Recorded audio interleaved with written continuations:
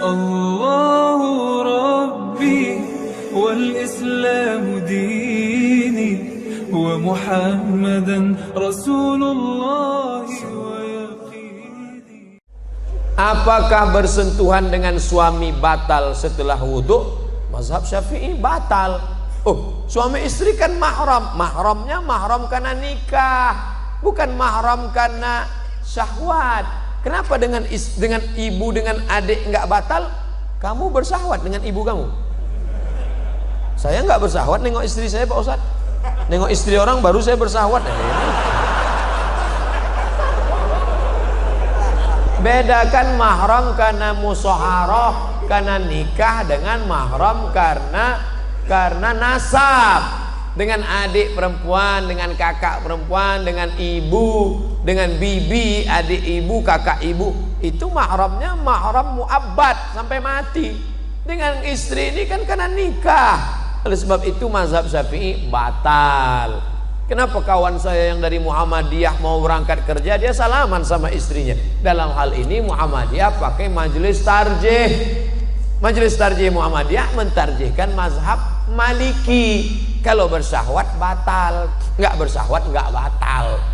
Dan cara wudhunya Muhammadiyah pakai cara Maliki, yang airnya bukan seperti cara Syafi'i. Cara Syafi'i yang dipakai NU, Perti, Al-Wasliyah, ambil air.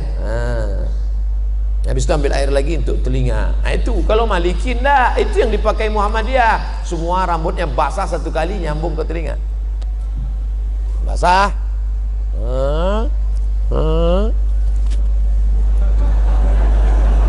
Satu kali. Cara wuduknya cara wuduk Maliki, batalnya juga cara batal Maliki. Itu yang dipakai Muhammadiyah. Saya tetap pakai mazhab Syafi'i, tapi saya enggak menyalahkan kawan saya yang pakai mazhab Maliki.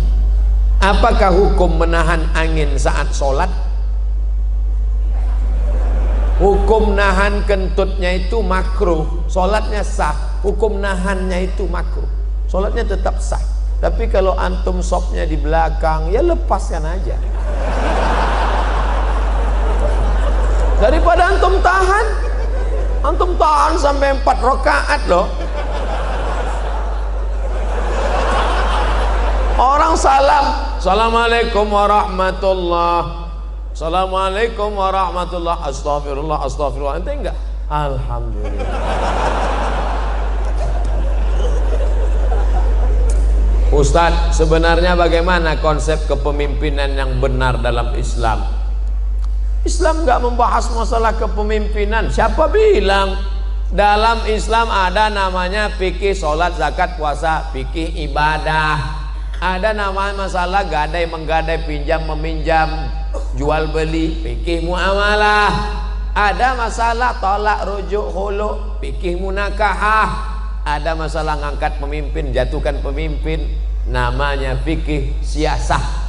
Kalau Syekh Qardawi menyebutnya min fiqhid daulah. Kalau Ibnu Taimiyah menyebutnya as-siyasah asy-syar'iyyah. Kalau yang paling tua ditulis oleh Imam Al-Mawardi, meninggal tahun 450 Hijrah. Judul kitabnya Al-Ahkam As-Sultaniyah. Sudah diterjemahkan ke bahasa Indonesia. Judul aslinya Al-Ahkam As-Sultaniyah, hukum-hukum mengangkat pemimpin. Syaratnya 2. Innallaha ya'murukum an tu'addul amanat, amanah. Wa idza hakamtum bainan nasi an tahkumu bil adl. Amanah, adil.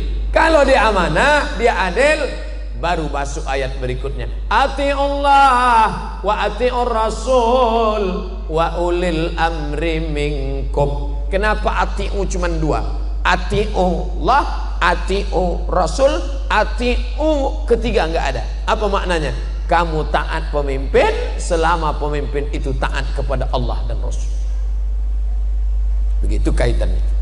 Pak Ustadz mau bertanya tentang reunian. Sekarang ini kan lagi banyaknya acara reuni. Gimana hukumnya bila reuni tidak bawa istri? CLBK, cinta lama bersemi kembali. Setelah 20 tahun gak ketemu, begitu ketemuan, dulu aku pernah naksir sama kamu loh. Masa sih? Dulu kita kan nggak berani ya. Iya, nomor berapa suami nggak ikut, istri jalan sendiri. Kalau mau reuni juga, suami ikut, istri ikut, ngomongnya harus bareng sama. Jangan sampai, ingat, setan tidak pernah mengajak ayo berzina, enggak. La tattabi'u khutuwatis syaitan. Jangan ikut langkah-langkah setan. Dari mana langkah setan? Nazratun, pandangan. Setelah nazratun, fabtisamun, senyum. Setelah senyum, fasalamun, hai. Setelah salam, fakalamun. Sudah berapa anaknya? Suaminya kok enggak ikut.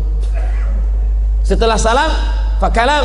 Setelah itu famau'idun, janjian. Ini nggak enaknya orang ramai. Besok kira-kira bisa makan siang nggak? No free lunch, tak ada makan siang yang gratis. Bisa lihat foto suami kamu, udah ada di FB mas. Lihat, masih gantengan aku ya. Terjadilah apa yang terjadi. Famau'idun faliqa'un, perjanjian dan pertemuan. Ingat, dulu ada kenakalan remaja, sekarang kenakalan orang tua. Buat grup di WA, tukar menukar cerita, lebih asik ngobrol dengan suami orang. Akhirnya tepok jidat, nggak ada angin, nggak ada hujan. Aduh, astagfirullah. Kenapa mas? Ingat mantan. Assalamualaikum Pak Ustadz, mohon doanya Pak Ustadz, tanggal 10 Desember nanti saya ingin menikah. Alhamdulillah. Barakallahu lakum wa baraka alaikum wa jama'i bainakum bi khair. Maka mohon saran Ustadz, bagaimana menjadi pemimpin keluarga yang baik menurut syariat Islam. 1.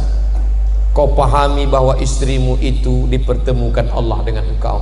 Kau katakan nanti kepada dia, Adinda, aku tak pernah mencarimu, kau pun tak pernah mencari aku. Allah sudah mempertemukan kita. Apa jawab istrinya? So sweet mas. Yang kedua, kalian adalah makhluk yang berbeda. Yang satu dari planet Mars, yang satu dari planet Venus. Sama-sama mau makan telur ayam, tetap beda. Yang satu mau mata sapi, yang satu mau telur dadar. Maka kalian diikat oleh dua. Apa yang mengikat? Wa ja'ala bainakum mawaddatan wa rahmah. Kalau ada salat malam ini yang datang pasangan-pasangan umur 70, 60, apa yang membuat mereka masih bergandengan tangan? Rahmah. Mawaddahnya sudah tidak ada. Apa itu mawaddah? Physically, rambutnya, matanya, kulitnya, fisik. Tapi rahmah menutupi kekurangan. Kenapa kau nikahi dia? Karena dia kaya. Kenapa kau nikahi dia? Karena dia bangsawan, bangsa yang hidup di awan. Kenapa kau nikahi dia? Karena dia cantik. Tapi setelah menikah yang kau lihat hanya kekurangannya. Kurang tinggi, kurang putih, kurang kaya, kurang mancung, kurang. Hunna libasul lakum wa antum libasul lahun. Mereka jadi pakaian bagimu dan kau jadi pakaian mereka. Tutupi aib, cacat, kekurangan. Kenapa Ustadz Somad malam ini pede ceramah? Karena ada pakaian. Pakaiannya luar biasa, Ittihad Islamic Center. Pakai sorban, pakai peci, maka pakaian. Jadilah kau pakaian. 4. Litaskunu ilaiha. Dia menenangkan hatimu, engkau menenangkan hatinya. Ingat bagaimana seorang sahabat ketika anaknya mati, meninggal dunia. Dia datang pulang ke rumah, Ummu Salamah memasakkan. Setelah itu dia berikan kepada suaminya. Setelah Abu Salamah kenyang makan, barulah Ummu Salamah cerita, Mas, ada yang mau ku sampaikan. Apa ceritanya Adinda? Anak kita mati. Biarkan dia makan, dia tenang. Ini belum apa-apa. Mas, kenapa mati lampu? Gimana dia mau tenang? Litaskunu ilaiha. Yang keempat, dia menjadi tanggung jawabmu dunia akhirat. Dulu kau sendiri saja usolli sunnatat tahajud, tapi sekarang kau sudah ada gerbong satu di belakang. Siapa dia? Istrimu. Maka nanti malam, hari ini akad nikah, nanti malam usolli sunnatat tahajud raka'ataini imaman. Makmumnya siapa? Istrimu. Kau ambil air, kau bangunkan dia untuk tahajud. bangun. Itu kalau nikahnya udah 20 tahun. Tapi bagi yang baru nikah kemarin, oh, wake up my honey, wake up my darling. Wah, dia bentang gelar sajadah di depan. Apa judul kita malam ini? Di bawah mihrab cinta. Allahu Akbar. Sampai salam nggak bunyi. Loh, Kanda, kenapa engkau tidak bersuara? Ada apa gerangan? Adinda, bersyukurlah pada Allah, kebetulan kau dapat imam silent. Ya Allah, aku bersyukur kau sudah kirim seorang imam bagiku. Masalah dia bunyi nggak masalah. Ntar lama-lama bunyi juga. Yang kelima, dia menenangkan hatimu. Yang kelima, hasil dari pernikahan kalian yang berwudu, yang soleh, lahirlah anak-anak waladun salihun, yang mendoakan sampai mati. Jadilah kau pemimpin rumah tangga. Nanti setelah menikah, ajak istrimu pengajian. Betapa indahnya kalau istri hobi ngaji, suami ngaji. Tapi kalau suami mau hobi ngaji, istri mau karaoke. Oh, Pak Ustadz, saya mau bertanya bagaimana cara mengatasi mereka yang matre. Nah, kan ini baru aja disebutlah muncul. Dek, ayo ngaji yuk. Enggak mau. Aku mau lu punya suami macam kamu, Mas. Pakai koko, pakai sarung, jadul. Ini matre. Gimana mengatasi istri yang matre, sering-sering bawa ziarah kubur? Kalau perlu 3 kali sehari, pagi ziarah, siang ziarah, malam ziarah. Biar ingat mati. Nada dering panggil dia tuh jangan sholatullah, salamullah, jangan lagi. Jangan lagu sholawat, lagi apa? Mati orang mati orang. Jadi dia ingat mati aja. Bagaimana cara mengatasi mertua yang matre? Oh, patut anaknya matre, mertuanya matre. Pak, Bapak, besok kita buat arisan keluarga ya Pak. Kita ada pengajian ya. Ya. Siapa ustadznya? Kita undang Ustadz Dery Sulaiman. Judulnya apa? Orang kaya mati. Ceritakan. Jangan kamu yang menasehati mertuamu. Jangan pulang dari sini, bapak mertua, ibu mertua duduk sini. Assalamualaikum warahmatullahi wabarakatuh. Kullu nafsin dha'iqatul maut. Semua yang bernyawa pasti akan mati. Nggak masuk. Lidahnya lidah orang lain, tapi pesannya lewat mulut kamu. Ustadz Dery, ya, bisa datang ke tempat kami hari Ahad nanti. Kita buat tablik akbar pengajian, bukan cuma keluarga, ramai lingkungan. Oke, judulnya mati. Oke, insya Allah kita bahas mati.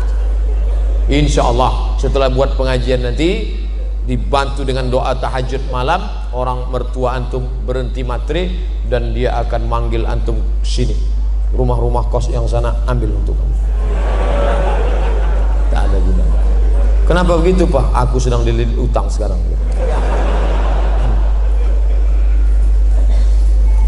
Assalamualaikum Pak Ustadz. Waalaikumsalam warahmatullahi wabarakatuh. Apakah saya boleh pergi bersama teman perempuan keluarga tanpa keluar negeri? Apa boleh saya pergi bersama teman perempuan keluar negeri tanpa mahram? Enggak. La yakhluwanna rajulun ma'amra'atin illa ma'azi mahramin. Tidak boleh pergi kecuali dengan mahram, tapi atas izin suami. Ya, suamimu izin, dia tertekan. Mas, aku mau keluar negeri, ini acara kantor, izinnya? Iya. Suaminya ikatan laki takut bini. Bolehkah perempuan bekerja? Kata Syekh Atiyah Saqar dalam Fatwa Al-Azhar, boleh. Syaratnya, yang pertama izin suami, yang kedua tidak bercampur aduk laki-laki perempuan, tak ada khalwat, yang keempat tak meninggalkan kewajiban. Nih, berapa banyak perempuan sekarang lebih lama dengan laki orang daripada laki dia sendiri. Jam 7 berangkat dari rumah, 8, 9, 10, 11, 12 dengan laki orang, makan siang dengan laki orang juga, Habis itu sekantor lagi, jam 1, jam 2, jam 3, jam 4 dengan laki orang. Pulang, sampai rumah masih dengan laki orang juga main WhatsApp. Dengan suaminya hanya setor wajah. Ketika mau berangkat ke kantor, wajahnya cantik. Mau ketemu laki orang. Di rumahnya macam genderuwo. Tapi kalau perjalanan itu murni kerja, aman, ramai-ramai, jauh daripada fitnah, oke. Ustadz, bagaimana menyikapi pemimpin yang teramat zalim? Doa. Tidak ada kekuatan melebihi doa. Doa silahul mu'min. Saya selalu dalam majlis saya sampaikan doa. Nanti di akhir majlis kita doa. La tusallit alaina man la yakhafuka wa la yarhamuna. Jangan kau belikan kuasa kepada orang yang tak takut kepadamu dan tak sayang kepada kami. Fidel Castro tidak mengenal Tuhan. Dia tak takut sama Tuhan, tapi dia masih sayang sama masyarakat Kolombia. Che Guevara, dia tak takut sama Tuhan, dia komunis, tapi dia masih sayang. Ini ada orang sama Tuhan tak takut, sama rakyat tak sayang. Komplitlah penderitaan. Maka orang-orang seperti ini didoakan kepada Allah, la tusallit alaina man la yakhafuka wa la yarhamuna. Bagaimana menyikapi ulama-ulama yang sekuler? Ulama-ulama yang sekuler akan dilawan oleh ulama-ulama yang fid dunya hasanah wa fil akhirati hasanah. Di Indonesia, di dunia masih banyak ulama-ulama yang tidak hanya membagi Islam, hanya 3: lahir akikah, nikah walimah, mati takziah. Ekonomi tak diurus, politik tak diurus, Islam hanya sekedar pelipur lara. Islam tidak mengurus masalah dunia. Islam ini sekuler, dari sekulum. Agama hanya untuk seremonial saja. Hari raya, ketupat, maaf lahir batin, akikah, selesai. Masya Allah, sekarang lahir ulama-ulama di dunia ini tetap ada. Dunia ini kan panggung sandiwara yang isinya tak lebih daripada 5. Ada penguasa yang zalim, Fir'aun. Ada orang kaya yang zalim, Qarun. Ada orang cerdas tapi ilmunya untuk Fir'aun, Haman. Allah sandingkan 2 ini. Inna Fir'auna wa Haman.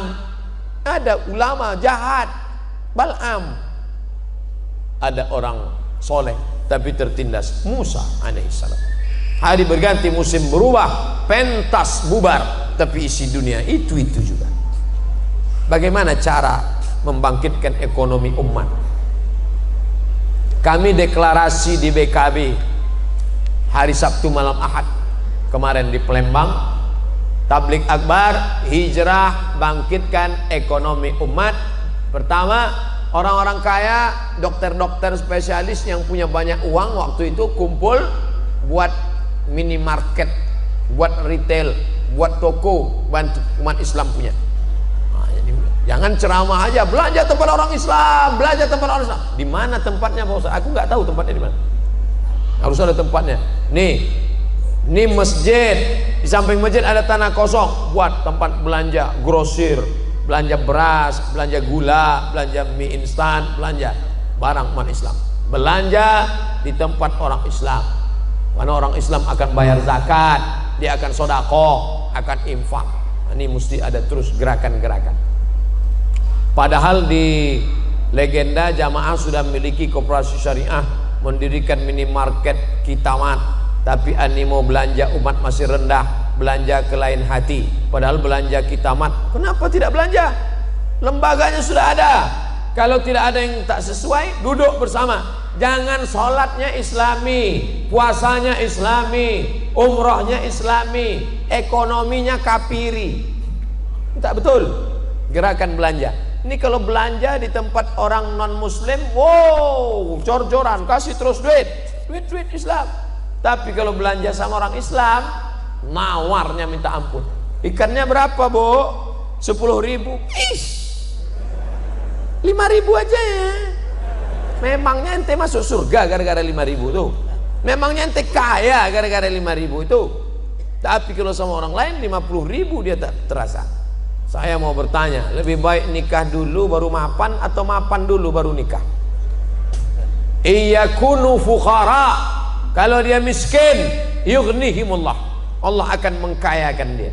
In ja'akum, kalau datang laki-laki ke rumah kamu, hai para bapak-bapak yang punya anak gadis, kalau datang laki-laki kepada kamu ingin meminang anakmu, adikmu, tardawna dinahu, akhlaknya baik, agamanya baik, wa khuluquhu fazawwijuhu, nikahkan dia. Ingat, kalau mahar tinggi, zina murah. Mahar dibuat melambung, maka zina akan murah. Anak-anak muda, siapkan karton, turunkan harga mahar, turunkan harga mahar. Betapa banyak orang-orang yang dulu menikah susah, Allah bukakan pintu rezeki. Saya diundang pengajian konglomerat, orang kaya berat.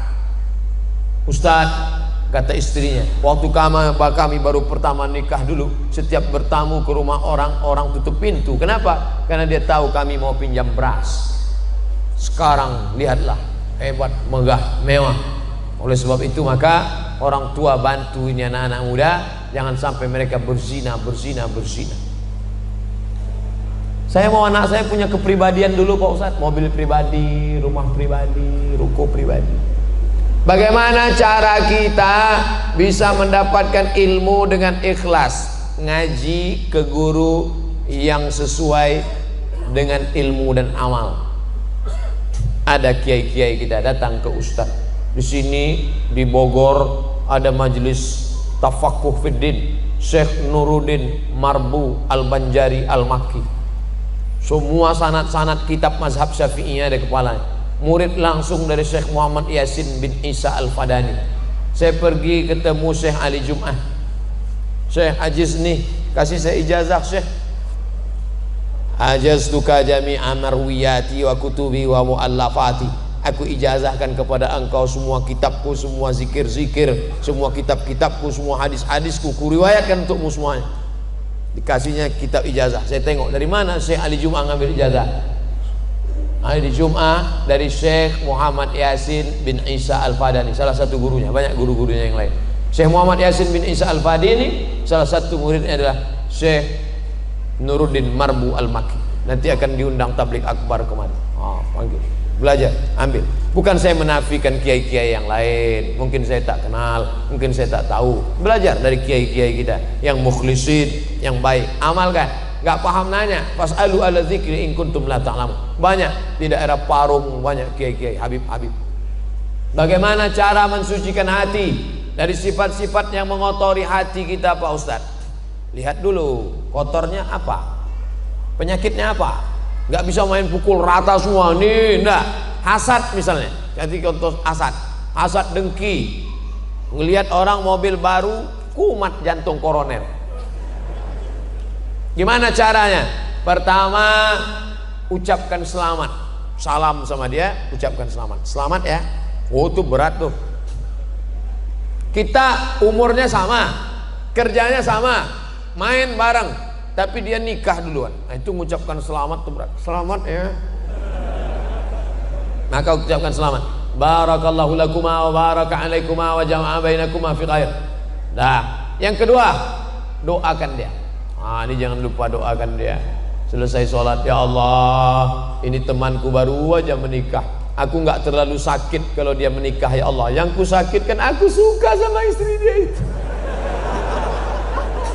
Tapi dia Valentino Rossi, dia salib aku duluan. Ganti yang lebih kaya, lebih cantik daripada itu ya Allah. Jangan kuat-kuat, nanti dengar teman sebelah. Oh ente ada hati ya kan.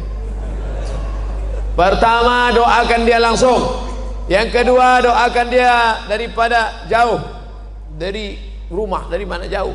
Yang ketiga minta kepada Allah. Selesai wudhu zahir sudah, batinnya Allahumma ja'alni minat tawabin waj'alni minal mutatahhirin, sucikan hati, waj'alni min ibadikas shalihin. Bagaimana menyikapi seorang kakak yang nanti jadi teroris, mau ngebom? Dan saya sering kali dikatakan yang pakai baju syar'i itu suka ngebom. Menyikapi seorang kakak yang nanti melarang adiknya untuk datang ke majelis taklim dengan alasan nanti jadi teroris. Jangan ikut pengajian Ustadz Somad, itu Ustadz teroris. Jangan ikuti kajian Ustadz Dery Sulaiman, itu teroris. Jangan ikuti kajian Ustadz Kiai Haji Dr. Khalil Nafis, itu teroris. Kamu setan. Mana yang lebih bahaya mas, setan apa teroris? Ini orang dia salah persepsi. Dari mana dia salah persepsi? Salah informasi. Kenapa dia salah informasi? Dia nggak mau tabayun. Yang teroris itu mana? Mana teroris itu? Mana teroris? Oleh sebab itu kamu hadiri pengajian. Kalau dia nggak mau ke masjid, kamu share. Dia punya nomor WhatsApp kan? Kasih video ceramah Ustadz Abdul Somad. Ini yang kamu bilang teroris, kirim sama dia sebanyak. Antum kirim 5-10 video. Nanti satu kan dia dengar, ya ini teroris nih. Ah, ini wajahnya kan wajah teroris. Menurut kamu ciri teroris itu apa mas? Teroris itu berjenggot, berbulu. Sekarang ada teroris yang nggak ada bulunya sama sekali. Asun Wiratu. Teroris, the real teroris. Asun Wiratu. Yang ngomong siapa? Majalah Times Amerika. Jadi ternyata teroris ini harus didudukkan masalah. Saya pernah dengar di salah satu kajian dikatakan saat itu bahwa rahmat Allah ada 100, yang 99 diantaranya disimpan Allah, satu rahmat diturunkan Allah. Apakah itu benar? Inna lillahi tis'atan, inna lillahi mi'ata rahmah. Allah punya 100 rahmat, lalu diturunkannya satu. Yang satu rahmat itulah rebut-rebutan antara kita dengan gajah. Seandainya tidak ada rahmat pada gajah, kakinya yang besar sudah menginjak anaknya. Sudah lama gajah punah dari atas muka bumi. Seandainya rahmat tidak ada pada harimau, harimau bertaring yang lapar melihat anaknya merah, sudah dia terkam anaknya. Sudah lama harimau punah. Tapi harimau punah bukan karena induknya, tapi karena orang yang tidak ada rahmat di hatinya. Dia kuliti itu harimau. Tidak ada sampai hari ini babi memakan anaknya, walaupun babi itu brutal, haram, tak ada. Kenapa? Ada rahmat di hati babi. Tapi ketika manusia tak ada rahmat dalam hatinya, anak kandungnya dia buang dalam kresek, dia masukkan ke botol, dia campakkan ke sungai, dia campakkan. Tak ada rahmat dalam hatinya. Makanya hadis musalsalat bil awwaliyah. Semalam saya satu majelis dengan Habib Umar, saya salaman, Ustadz Ajizni musalsalat bil awwaliyah. Setiap meriwayatkan hadis ke murid, pasti hadis ini yang diriwayatkan. Haddatsani syaikhi an syaikhi syaikhi an syaikhi muttasil bis sanadil muttasil ila sahabil jalil Abdullah bin Amr bin As anin Nabi sallallahu alaihi wasallam ar-rahimuna yarhamuhumur rahman irhamu man fil ardi yarhamukum man fis sama. Hanya yang punya kasih sayang di hatilah yang mendapatkan rahmat Allah. Kasih sayanglah kepada makhluk yang ada di bumi, maka malaikat-malaikat yang ada di langit akan sayang kepadamu. Orang yang tidak ada kasih sayang, man la yarham la yurham. Kita melihat pemabuk, pezina, pemerkosa, bukan marah, kita kasih sayang, kasihan sama dia. Ente, saya kasihan nengok ente masuk neraka jahanam, aku mau selamatkan ente. Maka bawaannya bukan ponis. Nahnu du'an la qudat. Kita ini dai, ngajak orang ke surga, bukan hakim yang pakai padu neraka. Kita ini dai, mengajak orang. Ud'u ila sabili rabbik, ajak orang ke jalan Allah bil hikmah, dengan kata-kata santun, wal mau'izatil hasanah, dengan suri tauladan yang baik. Ternyata tadi baru jilid 1. Andai dia perlu didebat, debat dia. Seperti Ustadz Ihsan Mokoginta, seperti Zakir Naik, debat dia. Billati ya ahsan, dengan cara yang santun. Bagaimana hukumnya menikahi keponakan dari jalur ayah?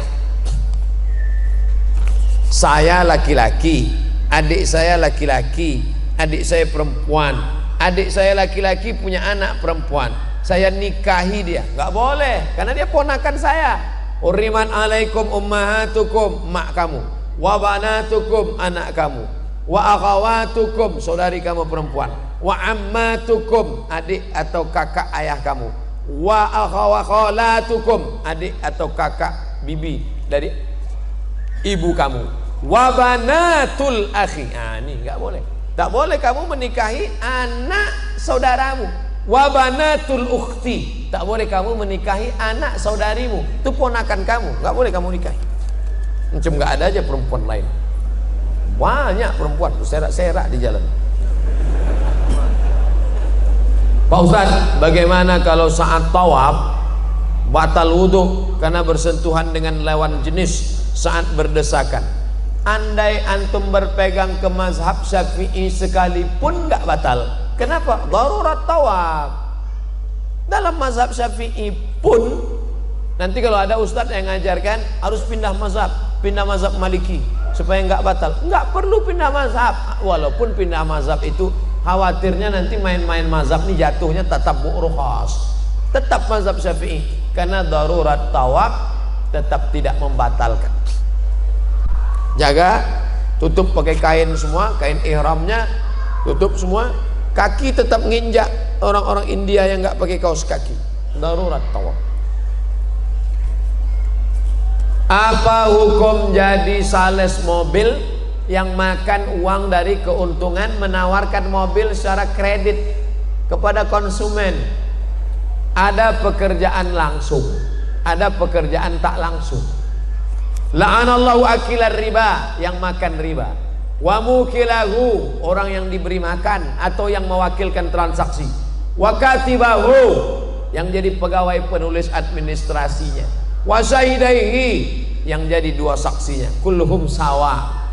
Yang ngajak-ngajak ke riba ikut jadi riba. Dia ngajak ke riba, ayo riba, ayo riba. Naha Rasulullah an samanil kalbi, Rasul melarang jual beli anjing. Wa mahril baghi, hasil prostitusi, PSK. Wa hulwanil kahin, upah dukun. Dukun kena juga, termasuk majalah-majalah, koran-koran iklan dukun. Bentuknya macam ustadz casing, isinya dukun, penasehat spiritual, hantu. Solusinya apa Pak Ustaz? Apa harus kita keluar? Cari rezeki yang halal. Allahumma aghnina bihalalika an haramik. Cukupkan kami dengan yang halal sehingga kami tak terjebak pada yang haram. Apakah bentuk larangan kata jangan dalam Quran memiliki arti yang sama seperti jangan kamu makan babi? Apakah sama dengan janganlah kamu bersedih?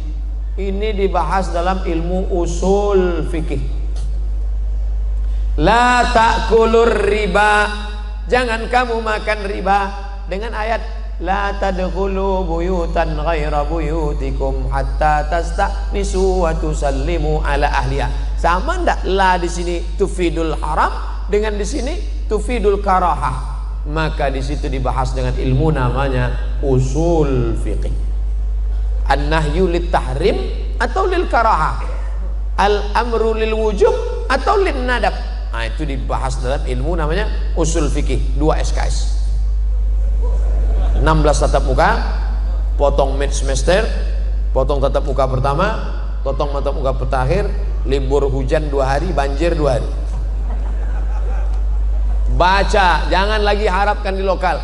Ngaji, minta sama Kiai Haji Dr. Khalil Nafis, kami mau ngaji daurah usul fikih 3 hari, dari pagi sampai siang sampai sore, usul fikih kaji, minta ngaji sama Kiai.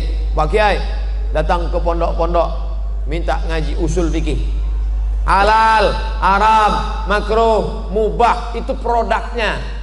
Mesin yang memproduk itu apa? Usul fikih. Kitab usul fikih yang paling tua ditulis oleh Imam Muhammad bin Idris Asy-Syafi'i. Nama kitabnya Ar-Risalah. Yang menulisnya muridnya namanya Rabi Al-Muradi. Rabi, ta'al, sini Rabi, tolong tulis risalah. Rabi pun mengambil pena, dia tulis risalah 300 halaman tanpa laptop. Seperti apa beda tingkatan keimanan? Apa boleh menafsirkan Quran sendiri tanpa bimbingan guru? Man qala fil Quran bi ra'yih, siapa yang berani menafsirkan Quran dengan pendapatnya sendiri, faqad akhta'a, maka dia sudah terkeliru. Maka tafsir dibagi 2, tafsir bil ma'thur, tafsir bil ra'yi. Bil ma'thur dibagi 4, ayat dengan ayat, ayat dengan hadis, ayat dengan pendapat sahabat, ayat pendapat tabi'in. Bil ma'thur terbagi dua, bil ghairil ma'thur terbagi dua, bil ra'il mahmud, bil ra'il mazmum.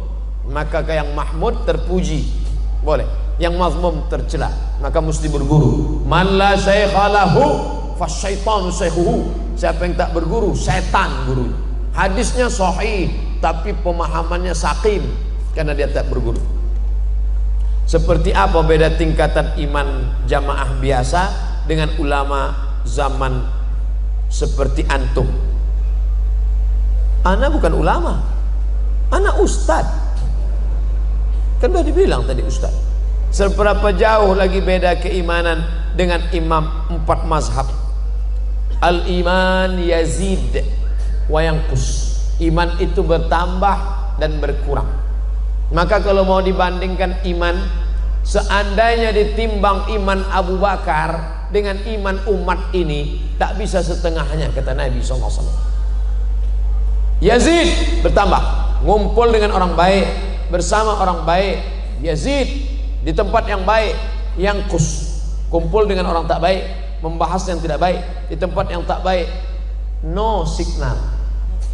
Oleh sebab itu sering-sering bersama orang baik. Iman Abu Bakar paling tinggi, iman Sayyidina Umar. Oh, ma salaka Umar fajjan qatu illa salaka syaitanu fajjan ghaira fajjika. Kalau Umar lewat di suatu jalan, setan akan mutar di jalan yang lain. Takut dia saking hebatnya iman Umar. Kalau kita satu trayek, satu oplet sama setan.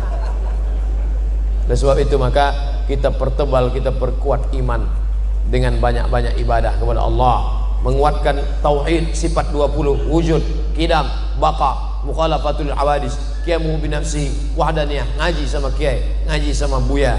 Lalu setelah itu kemudian memperkuat dengan amal, karena iman tanpa amal tak tumbuh, dia mati, dia sama seperti benih yang tak tumbuh. Ila ustazinal karim Abdus Somad, dumtum fi khairin wa barakah, amin ya rabbal alamin.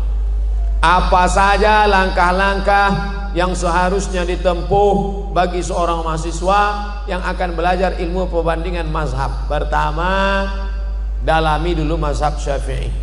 Dari mulai yang bawah, Matan Abi Syuja, lalu kemudian kitab-kitab bawah, I'anatul Talibin, Fathul Qarib, Fathul Mu'in, naik kemudian Mahalli, ke guru-guru kita masing-masing. Ada perbedaan sedikit antara mazhab Azhar dengan manhaj pondok-pondok di Indonesia, tapi rata-rata kitab itu yang dipakai. Lalu kemudian